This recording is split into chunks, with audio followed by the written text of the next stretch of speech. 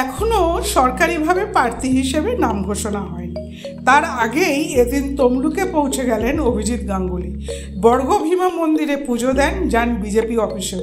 সেখানে তাকে স্বাগত জানান বিজেপি কর্মীরা। খুব ভালো লেগেছে।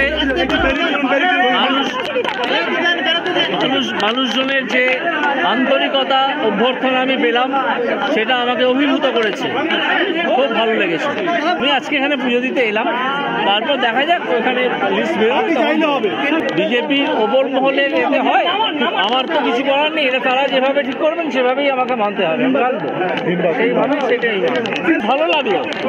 মানুষজন যেভাবে, দেখুন, লোকে তো বিরোধিতা করবেই, কিছু মানুষ তো থাকবেন বিরোধিতা করার, তো তাদের বিরোধিতা করতে দিন।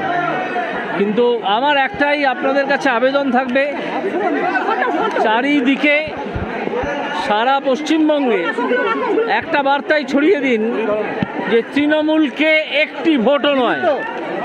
আমরা জোচ্চুরি, জালিয়াতি, দুর্নীতি অনেক দেখলাম, আর নয়। এবার একটা শুরু করতে হবে, যে শুরুর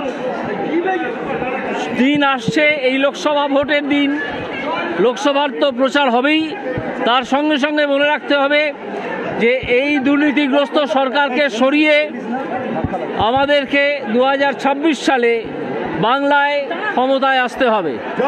না হলে পশ্চিমবাংলা, বাঙালি কিছুতেই বাঁচবে না। আজকে যেভাবে প্রতিটা ক্ষেত্র জীবনযাপনের ধ্বংস করা হয়েছে, তৃণমূল একেবারে জোচ্চুরি করছে, দুর্নীতি করছে, নিজেদের ঘরে টাকা কামাচ্ছে, 500 বা 1000 টাকা দিচ্ছে, আর 1 কোটি টাকা করে চুরি করছে প্রতিদিন। এই 1000 টাকা দিয়ে বা 1200 টাকা দিয়ে 1 কোটি টাকা চুরি করা, এই ব্যাপারটা, এই যে দুর্নীতি এবং এই যে প্রচার, এটাকে ধ্বংস করতে হবে। আরে আগে আমার নাম ঘোষণা হোক, তারপর তো এইসব প্রশ্ন।